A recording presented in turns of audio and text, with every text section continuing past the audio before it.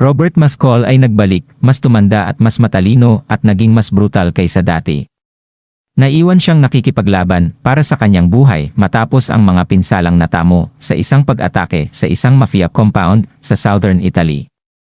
Siya ay natagpuang duguan ng isang lokal na opisyal ng pulisya at dinala sa lokal na doktor sa pinakamalapit na lugar upang gamutin. Si Macecol ay inalagaan hanggang sa gumaling ng lalaking nagngangalang Enzo. Lumilitaw na siya ay nanirahan sa Southern Italy.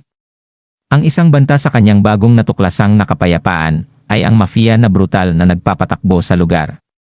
Dapat labanan ni Macecol ang mga madilim na puwersang ito kung nais niyang hawakan ang kanyang tahimik na bagong buhay at iligtas ang mga lokal mula sa nalalapit na kapahamakan. Napakaraming pinagdaanan ni Robert Macecol noong una namin siyang makita sa The Equalizer 3 at malapit na itong lumala bago ito bumuti. Ang unang dalawang pelikula ay tumatalakay kay Macecol na naghahanap ng layunin sa kanyang buhay sa pamamagitan ng pagtulong sa iba.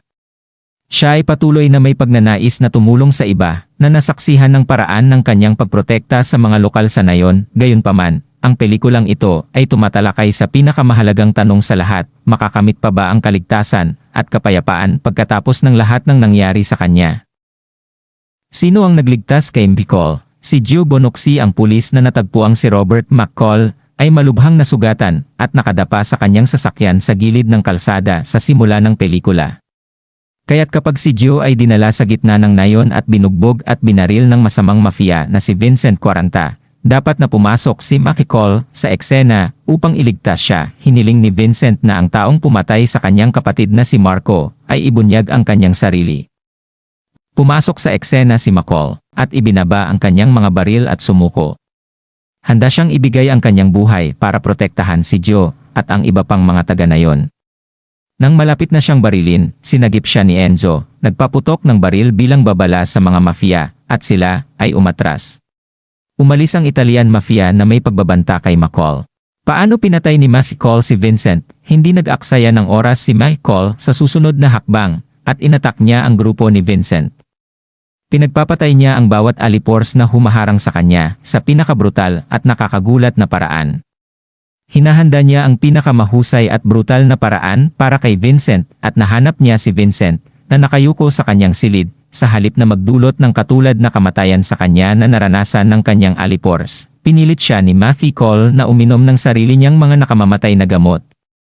Pagkatapos ay sinusundan niya siya habang siya ay umalis sa compound at namatay sa isang nakakahiyang kamatayan sa publiko nang tuluyang tumigil ang kanyang puso. Paano nagtatapos ang The Equalizer 3?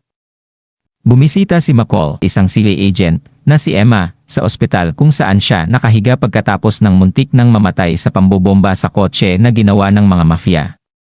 Ipinaalam niya sa kanya kung bakit siya ay nasa Southern Italy upang kunin ang nawalang pondo sa pagreretiro ng isang matandang mag-asawang hindi pa niya nakilala.